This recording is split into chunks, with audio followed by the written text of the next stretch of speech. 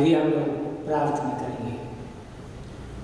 अनुग्रहकार जीवित प्रेमी पिता परमेश्वर, इसी पवित्र दिन में हम तेरे अनमोल मुँह से मोल लिए गए लोग तेरे चरणों के पास आते हैं और बीते तमाम दया आशीष अनुग्रह सुरक्षा भलाई के लिए तुझे हृदय से धन्यवाद देते हैं।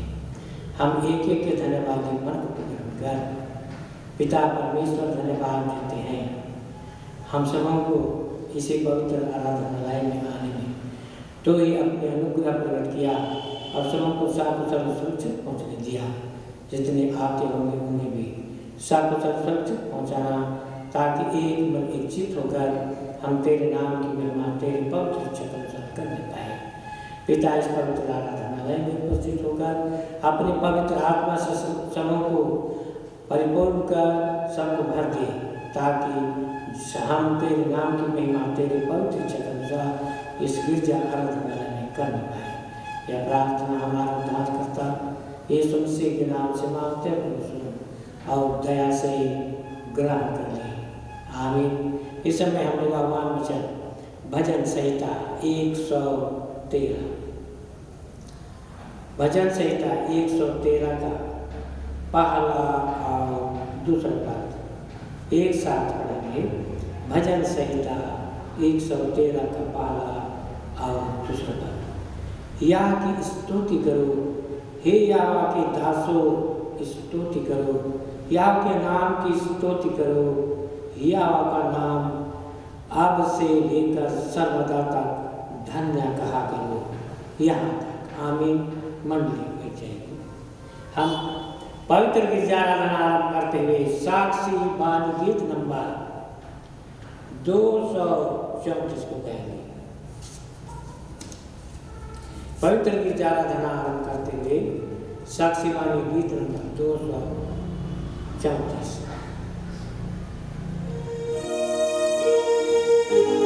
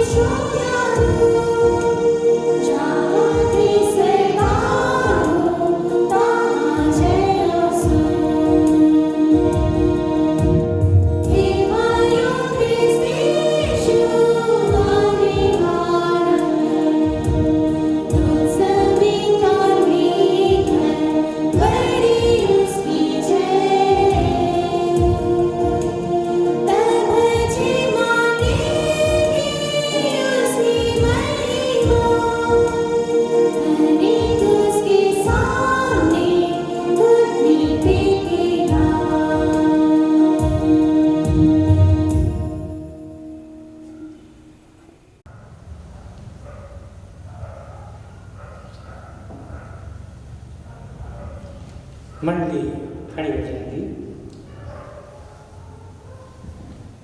परमेश्वर पिता और पुत्र और पवित्र आत्मा के नाम से आमीन। हमारी सहायता ईश्वर के नाम से है, जिसने स्वर्ग और पृथ्वी को सृजा।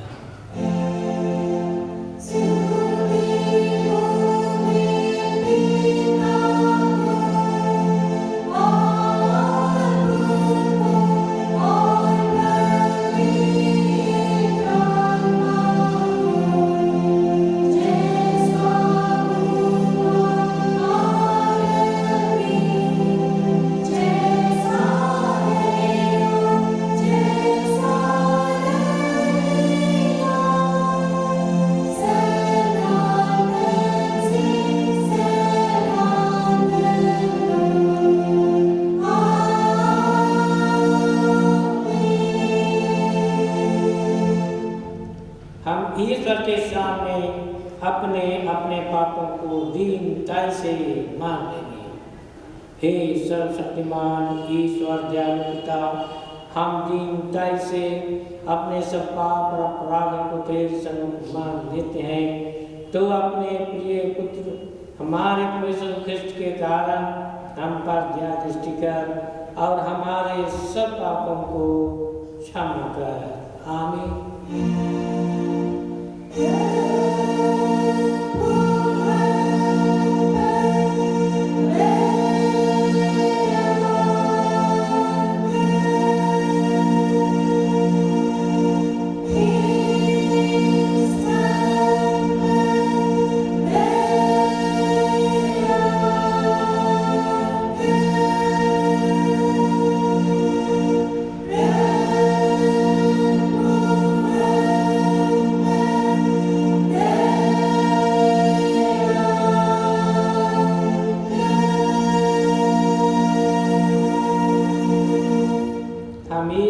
शांतिदायक वचन सुनेंगे।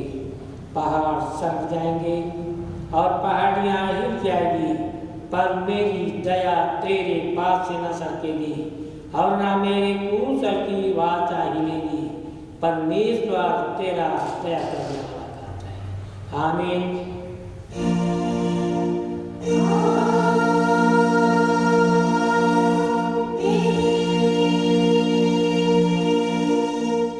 मंडली खड़ी हो जाएगी। सबसे उच्च स्थान में ईश्वर का गुणानुवाद होगी।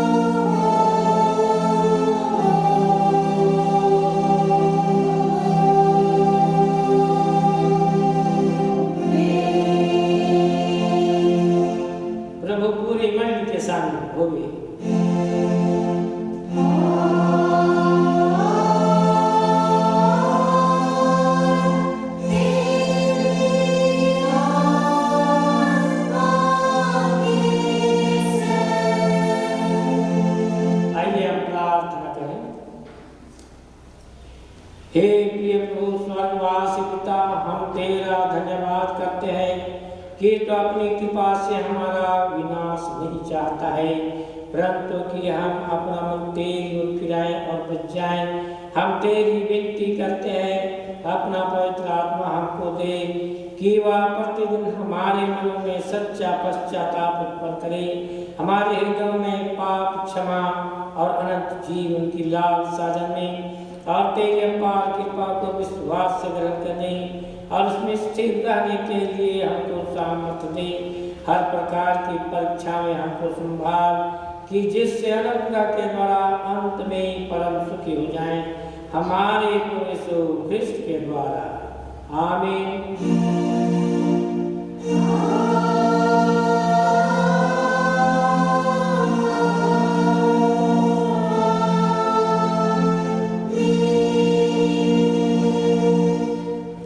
इस समय हम लोग पहला पाठ वचन हम सुनेंगे पहला पाठ वचन इब्रानियों के नाम पत्री उसका 13 अध्याय 1 से 9 तक। इब्रानी का पत्री उसका 13 अध्याय 1 से 9 तक। इसमें ईश्वर का जीवित वचन इस प्रकार से लिखा हुआ है, भाईचारे की प्रीति बनी रहे, अतिथि सत्कार करना न भूलना, क्योंकि इसके द्वारा कुछ लोगों ने अनजाने में स्वर्गदूतों का आदर सत्कार किया है।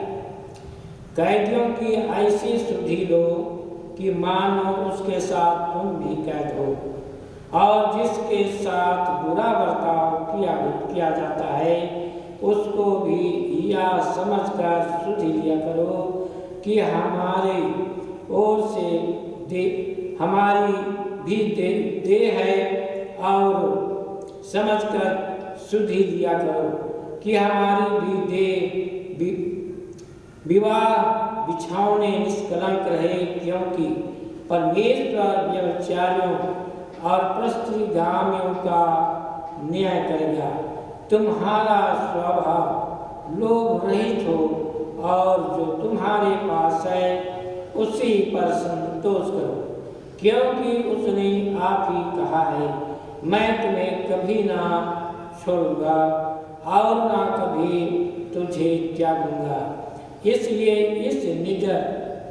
हम निडर होकर कहते हैं, प्रभु मेरा सहायक है, मैं न डरूंगा।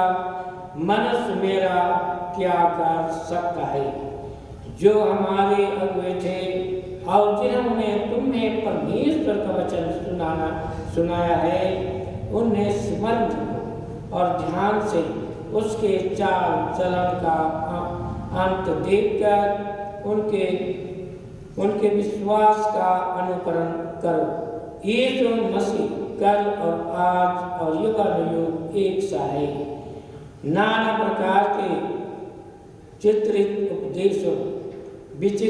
उपदेशों से न घबराए जाओ, क्योंकि हम ना अनुग्रह से दृढ़ रहना भला है, ना कि उन खाने की वस्तुओं से जिससे काम करने वालों को कुछ लाभ न हुआ।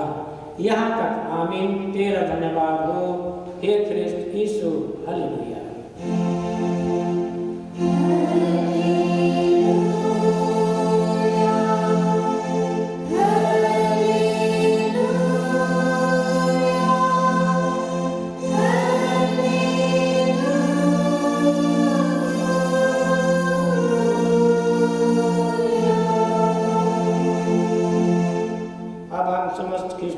कलीसिया के संग अपना महापवित्र विश्वास को एक साथ मानकर यूं कहेंगे, मैं विश्वास करता हूँ परमेश्वर पिता पर, जो स्वर्ग और पृथ्वी का सर्वशक्तिमान सृजनहार है, और उसके इकलौते पुत्र अपने प्रभु यीशु ख्रिस्त पर, जो पवित्र आत्मा से गर्भ में आया, कुंवारी मरियम से उत्पन्न हुआ, पांतुस पिलातुस की आज्ञा से दुख उठाया, क्रूस पर चढ़ाया गया, मर गया और गड़ गया, पाताल में उतरा, तीसरे दिन मृतकों में से जी उठा, स्वर्ग पर चढ़ गया और परमेश्वर सर्वशक्तिमान पिता की तैयार बैठा है, जहाँ स्वजीवों और मृतकों का विचार करने को मिलेगा। मैं विश्वास करता हूँ पवित्र आत्मा पर, एक ही पवित्र स्थान कलीसिया, पवित्रों की संगत पर, पापों की क्षमा, देह के जी उठने और अनंत जीवन पर। आमीन।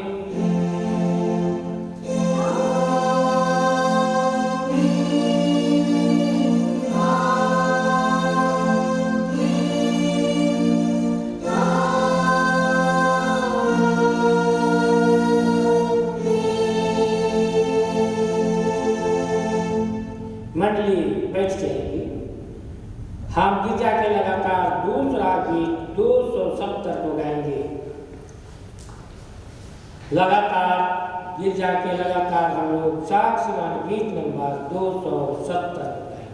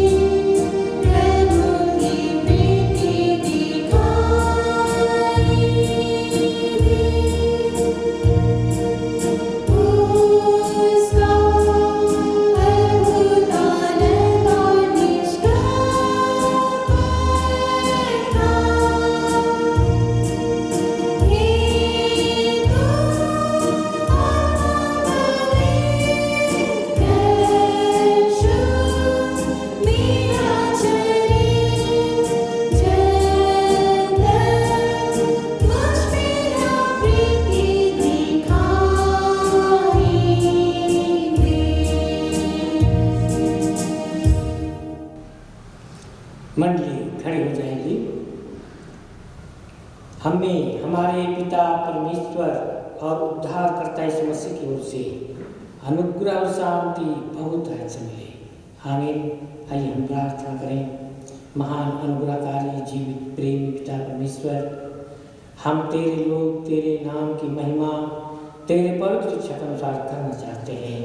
पिता, आकर तुम एक एक की अगुवाई करना। पिता, धन्यवाद देते हैं कि पवित्र विद्यालय आने में तो हम हरेक के साथ हुआ अपने पवित्र आत्मा से अगुवाई करके सबको तेरे वचन की संगति में आने दिया है। प्रभु, तू जानता है हम सभी के सभी पापी लोग हैं। हरेक की पाप दोष अपराधों को तो अपनी बड़ी अनुग्रह से क्षमा कर अपने पुत्र हमारे उद्धारकर्ता मसीह के पवित्र लोग से दो शुद्ध और पवित्र कर, और इसी समय हम एक एक को शुद्ध दे, पवित्र जीवन दे, नया जीवन दे। हम सबों के बीच में आप उपस्थित होकर एक एक के साथ बोल और बातचीत कर, ताकि तेरे जीव के वचन को सुनकर समझकर जीवन भर उसी में जीवन जीते हुए हम सभी के सभी अनंत जीवन पाने पाए। यह प्रार्थना हमारे उद्धारकर्ता यीशु मसीह के नाम से मांगते हैं और दया से ग्रहण करें। आमीन। इस समय हम मनन के लिए ईश्वर का जीवित वचन सुनेंगे, जो लिखा हुआ है मत्ती रचित सुसमाचार उसका 18 अध्याय। मत्ती रचित सुसमाचार उसका 18 अध्याय पद 23 से लेके 35 पद तक सुनेंगे। मत्ती 18 23 पद से 35 पद तक सुनेंगे। इसमें ईश्वर का जीवित वचन इस प्रकार से लिखा हुआ है। इसलिए स्वर्ग का राज उस राजा के समान है जिसने अपने दासों से लेखा लेना चाहा।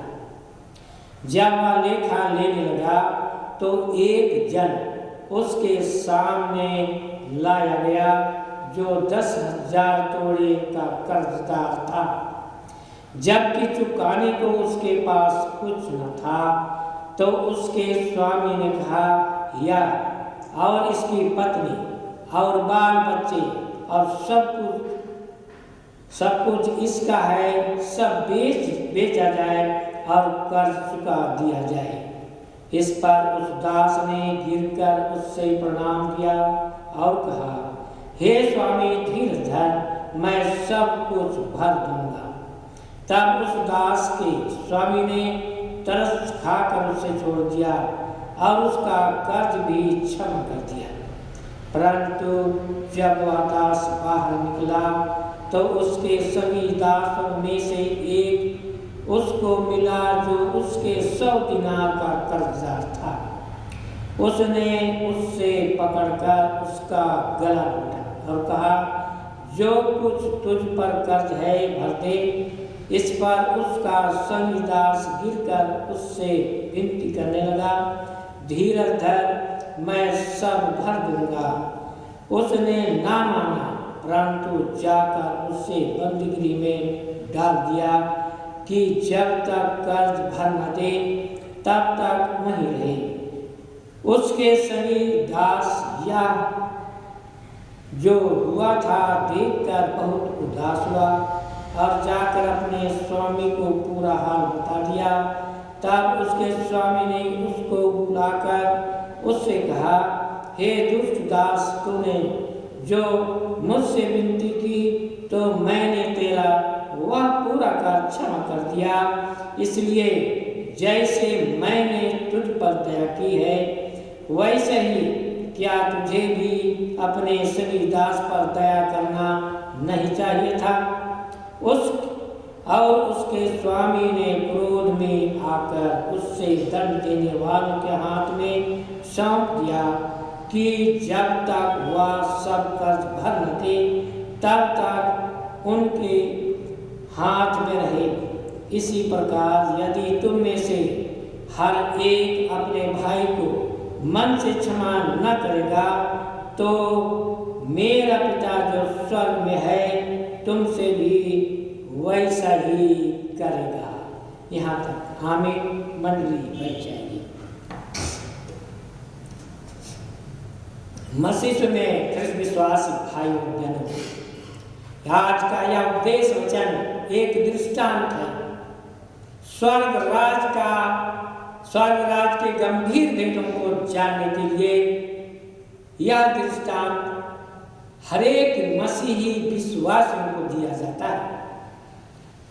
मसीह विश्वासी को यह जानने और समझने की आवश्यकता है कि स्वर्ग का राज, उसका गंभीरता कैसे है।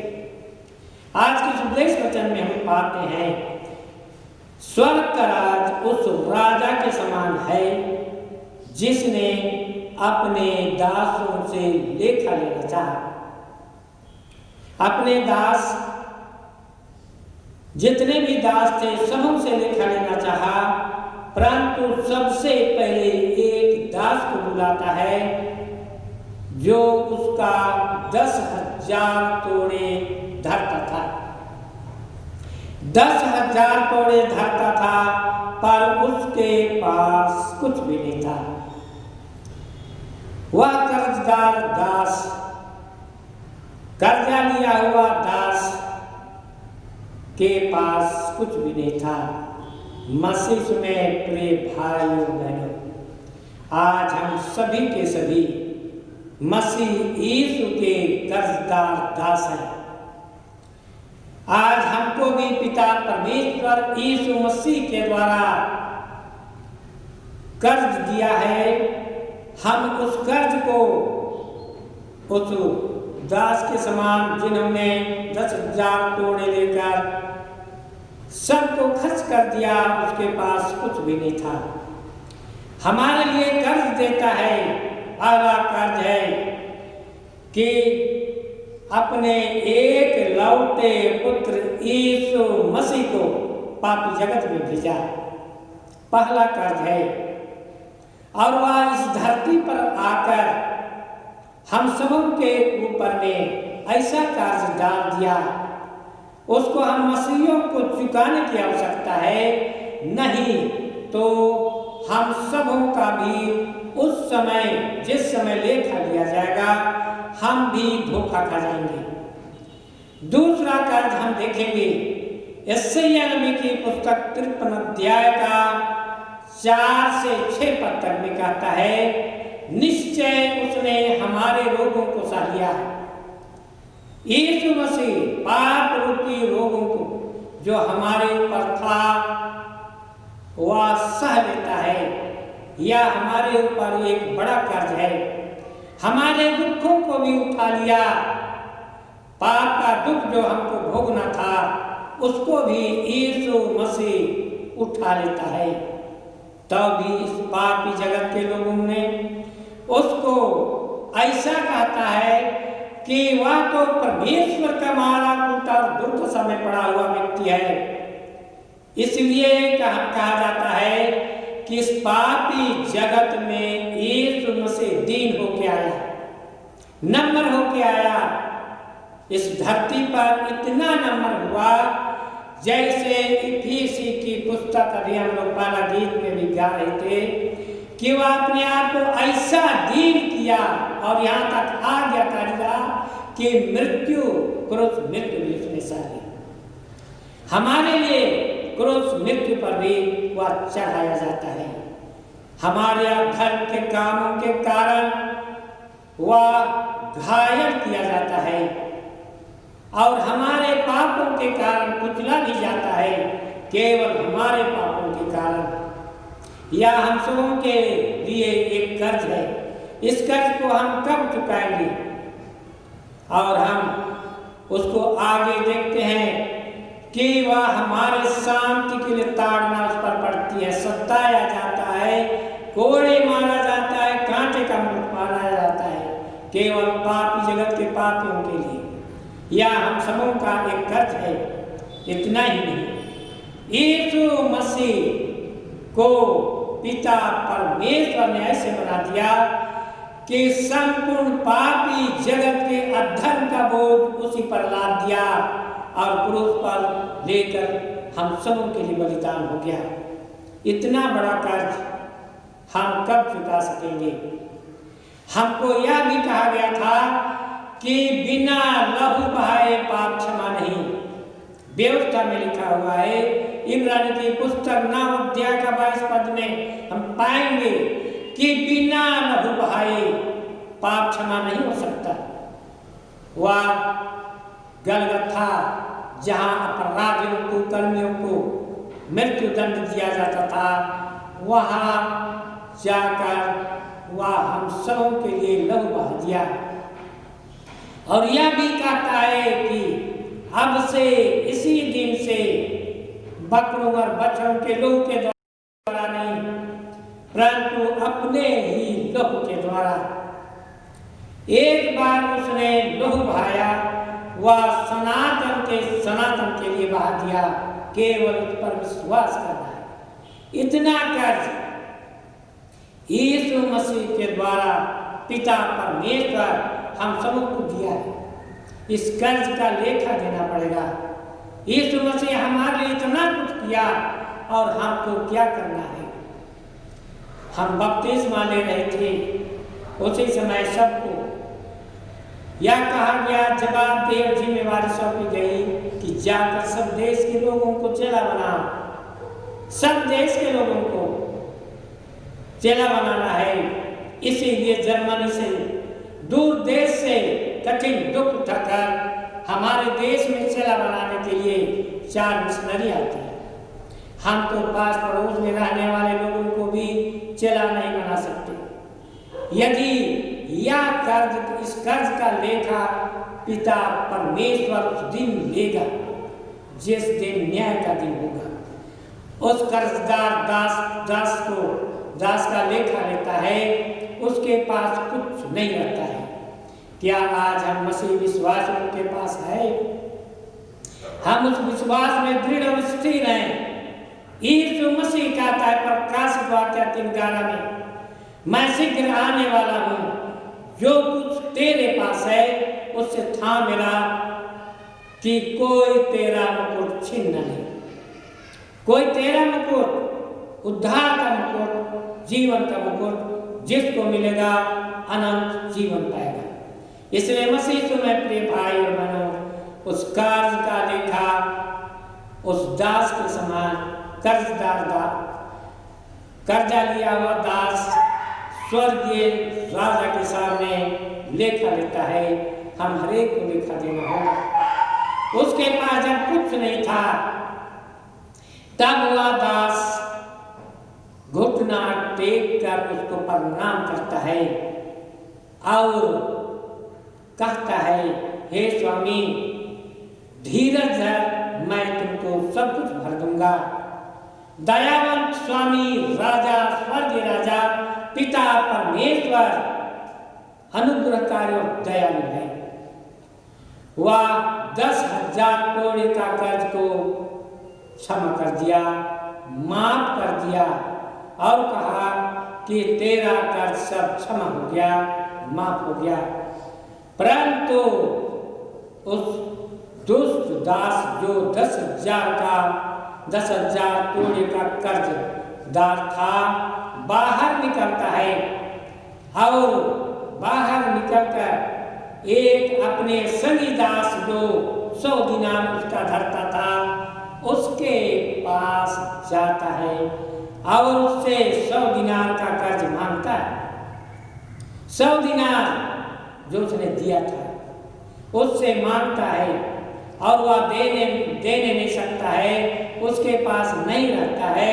वह भी उससे विनती करता है, कहता है धीरज धर, मैं तुम्हें सब कुछ भर दूंगा, परंतु वह नहीं माना। प्रभु में प्रिय भाई और बहनों, उस दास को जब राजा 10,000 तोड़ा माफ कर दिया, तो उस दास को चाहिए था कि वह उसका 100 दिनार का कर्ज क्षमा कर देना, माफ कर देना, छोड़ देना और नहीं मांगना, परंतु नहीं माना, उसका गला घोटा और बंदगी में डाल देता है। आज हम मसीहियों के बीच में भी इसी तरह से है कि हम किसी को क्षमा करना नहीं चाहते। परमेश्वर तो 10,000 तोड़े धरने वाले को स्वर्गीय राजा क्षमा कर दिया, माफ कर दिया, परंतु वह दास 100 दिनार धरने वाले को क्षमा नहीं करता है। आज हम हरेक को ऐसे छोटे बड़े सभी अपराधों को क्षमा कर देने की आवश्यकता है। हम कुलुस्सियों 3:13 में पाते हैं, कुलुस्सियों 3:13,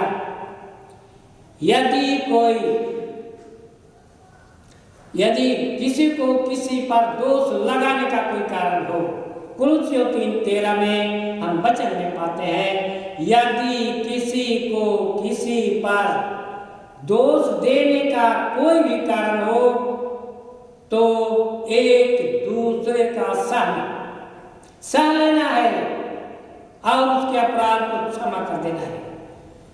हम आज पारिवारिक जीवन में भी देखते हैं, पति पत्नी पर दोष लगाता है और पत्नी पति पर, माँ बेटी पर और बेटी माँ पर दोष लगाते रहते हैं और दोष लगाकर उससे तरह तरह की बातें कहते हैं।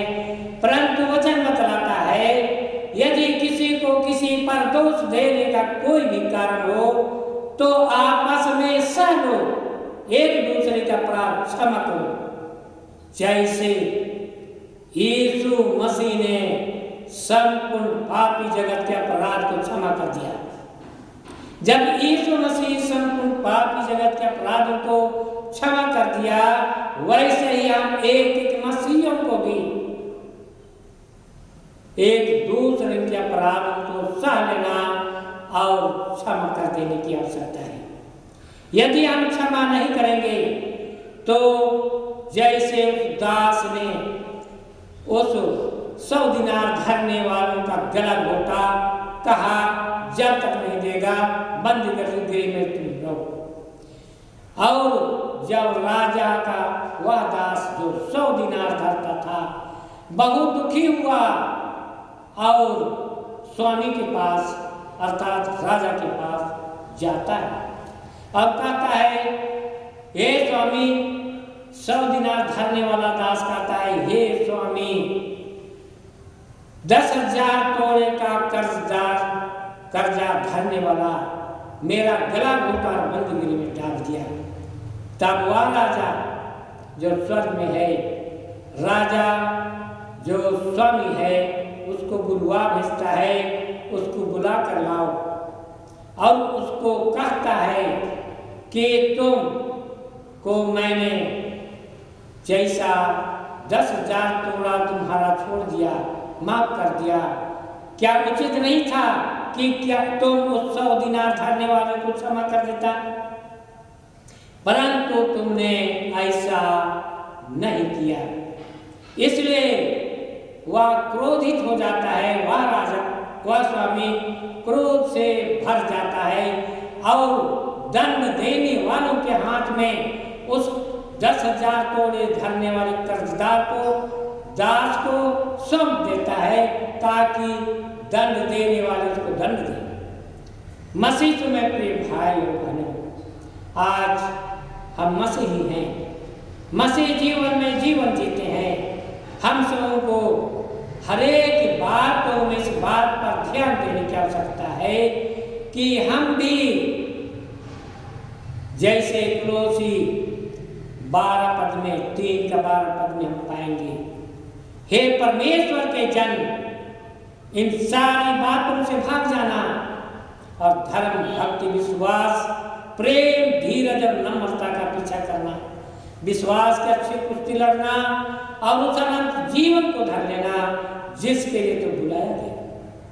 इसलिए मसीह में प्रिय भाई और बहनों, यदि आज हम अनंत जीवन की लालसा करते हैं, उस जीवन में जहां स्वर्गीय राजा हमारा लेखा लेने वाला है, अर्थात लेखा लेने के दिन को कोई नहीं जानता। यीशु मसीह कहता है, मैं भी नहीं जानता, क्योंकि दूसरा पत्रस 3:8 पद में कहता है, प्रभु के उस समय के बारे में कोई नहीं जानता। उसका एक दिन 1000 वर्ष के बराबर और 1000 वर्ष एक दिन के बराबर है। दूसरा पत्रस 3:8 में यह वचन लिखा हुआ हुआ है और वह कब आएगा इसके बारे में भी कोई नहीं जानता। यीशु कहता है मत्ती 24:36 में हम कहते हैं, ना मैं जानता हूं ना स्वर्गदूत जानता है, केवल पिता जानता है कि किस दिन वह आएगा। इसलिए आज इसे हमारे को उस दिन के लिए, जिस दिन यीशु मसीह अपने स्वर्गदूतों के साथ पूरी टूटता हुआ इस धरती पर आएगा, उस दिन के लिए हमारे को तैयार रहने की आवश्यकता है।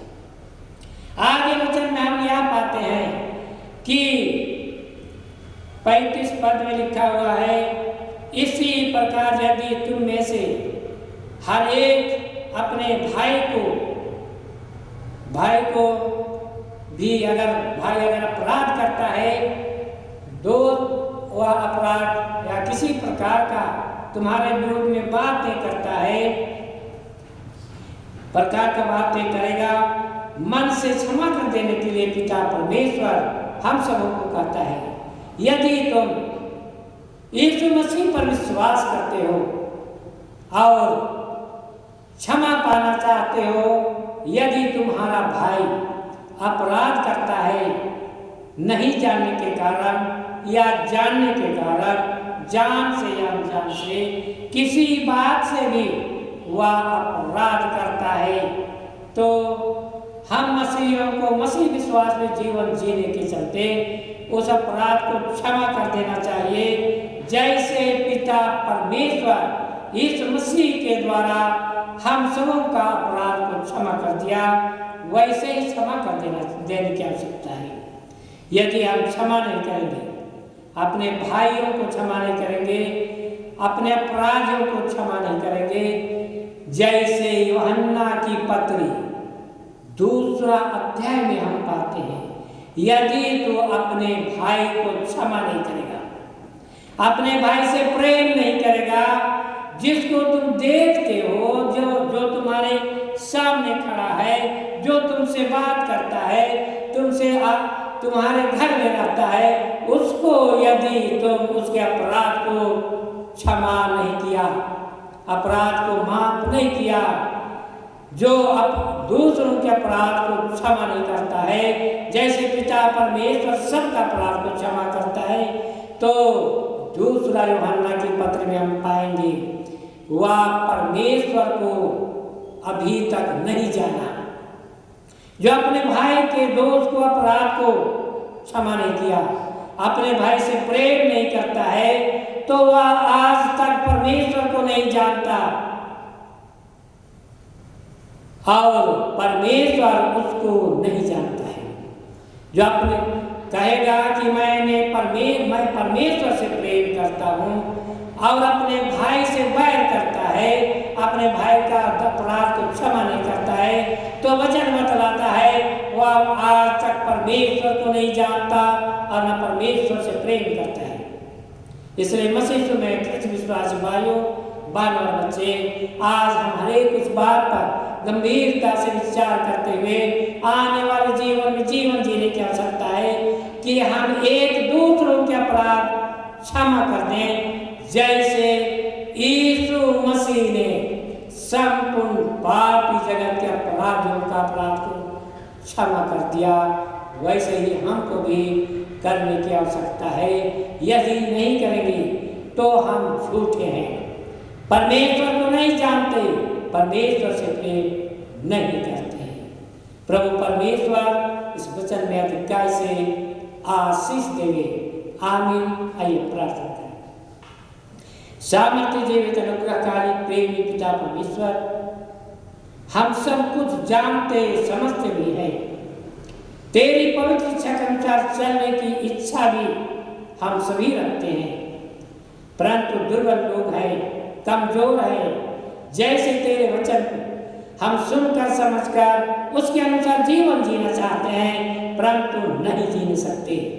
प्रार्थना है प्रभु, हम हरेक को तो आज ग्रहण कर और हमारे जीवन में जितने भी दुर्बलताएं हैं, पाप बुराई सबको निकाल कर हे पिता परमेश्वर पवित्र आत्मा की सामर्थ्य से भर दे, ताकि हम सभी के सभी तेरे वचन के अनुसार जीवन जीते हुए हे पिता जैसे तू चाहता है वैसा जीवन जीते हुए एक दिन हम सभी के सभी उस जीवन के लिए तैयार होंगे जहाँ अनंत जीवन है, सदा काल का जीवन है। इसलिए आज हम सभी के सभी तेरे अनुग्रह में हाथ में समर्पित होते हैं। हम सभी तो तेरे ही लोग हैं, तेरे ही पवित्र इच्छा के अनुसार हम तेरे पवित्र आत्मा की सामर्थ्य जीवन जीते हुए हे पिता इस नाशवर जीवन में तेरे नाम की स्तुति महिमा करते हैं, अनंत जीवन पाने पाए। यह प्रार्थना हमारे मुक्तिदाता यीशु मसीह के नाम से मांगते हैं प्रभु सुनो और दया से ग्रहण कर ले, आमीन। और ईश्वर की शांति जो समस्त ज्ञान शुद्ध है हम सबों के मन और हृदय की रक्षा और रखवाली करेगी अब से लेकर सदा, आमीन। हम लोग गिरजा के लगातार तीसरा गीत गाएंगे। तीसरा गीत साक्षी बानी गीत नंबर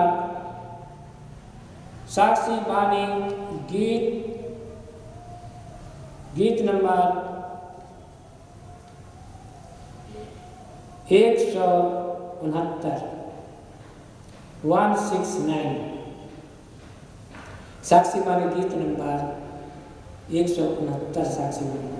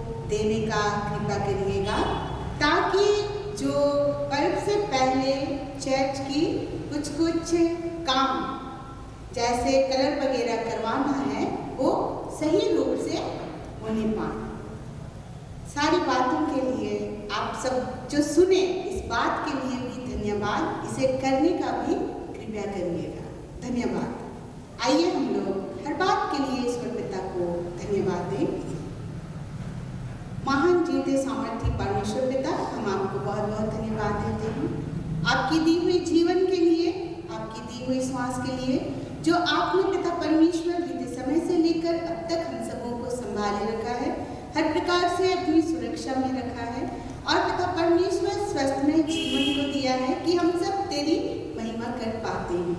चाहे वो किसी भी परिस्थिति क्यों ना हो, अपने घर पे ही बैठकर हम एक साथ सबके साथ मिलकर तेरी महिमा कर पाते हैं।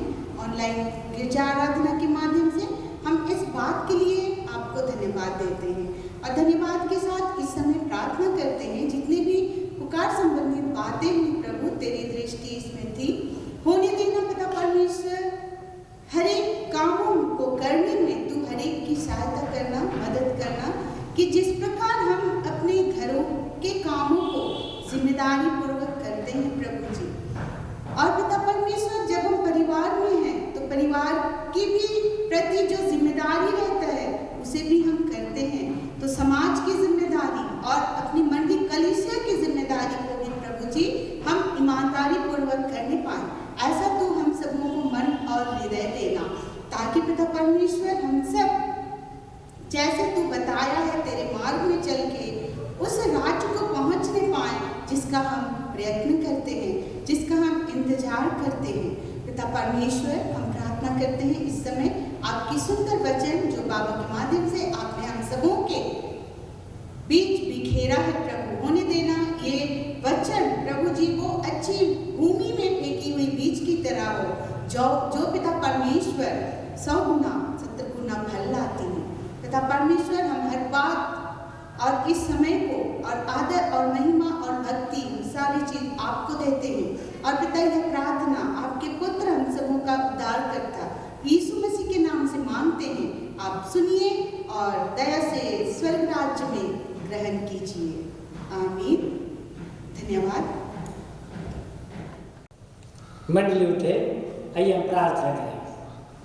महान जीवित अनुग्रहकारी प्रेमी पिता परमेश्वर, हम पुनः तुझे हृदय से धन्यवाद देते हैं प्रभु कि तूने हम सबों को इस पवित्र गिरजाराधना में लाइन में आने दिया और सब लोगों को अपने वचन से परिपूर्ण किया, तृप्त किया है।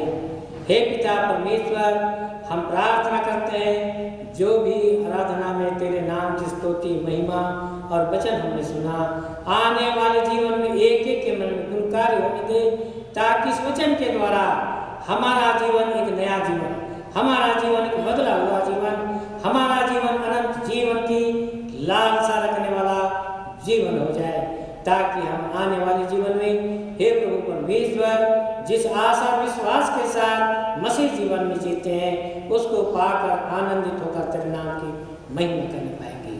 पिता, इसी समय पूरे पासपोर्ट के एक एक प्रियजनों को, परिवार के छोटे बड़े सबों को तेरे अनुग्रह में हाथ में समर्पित करते हैं। जिस तरह बीते संपूर्ण जीवन में सबको संभाला, साकुशल स्वस्थ सुरक्षित रखकर आज के दिन और सबों को एक नया जीवन देखने दिया, आने वाले दिनों में भी सबके साथ होना, सबों को अपनी छत्र छाया में साकुशल सुरक्षित रखना, ताकि हम तेरे लोग जो तेरे कहलाते हैं तेरे नाम की महिमा तेरे पवित्र क्षेत्र में करने पाए। पिता, जितने रोगी दुखी बीमार हैं तो डॉक्टरों का डॉक्टर, वैद्यों का वैद्य है, सभी प्रकार के रोग दुख को संग करके स्वस्थ जीवन प्रदान कर।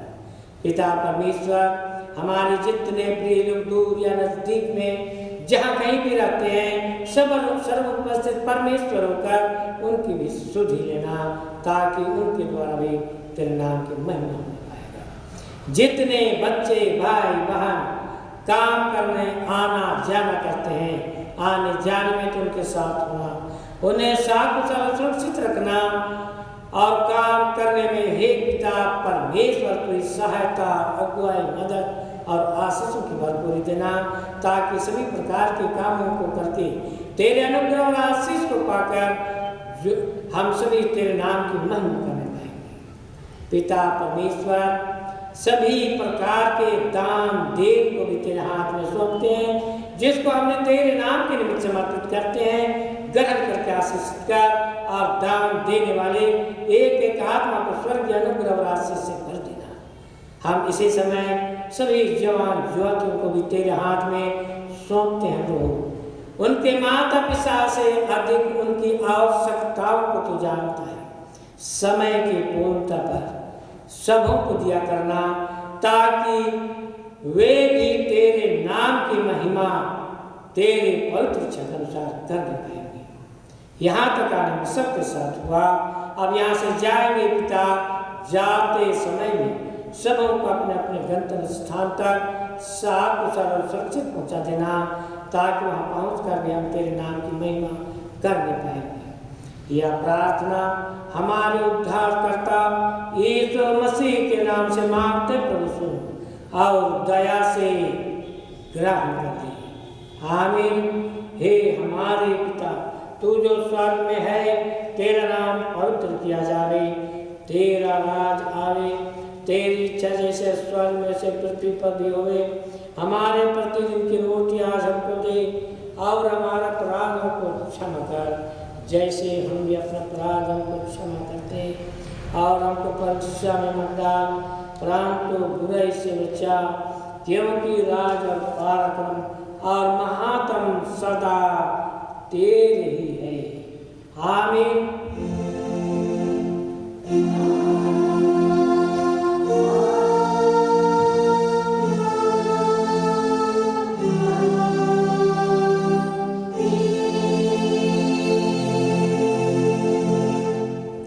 विश्वासी और दीन मन से तुझे परमेश्वर का आशीर्वाद ग्रहण कर, परमेश्वर तुझे आशीष देवे और तेरी रक्षा करे।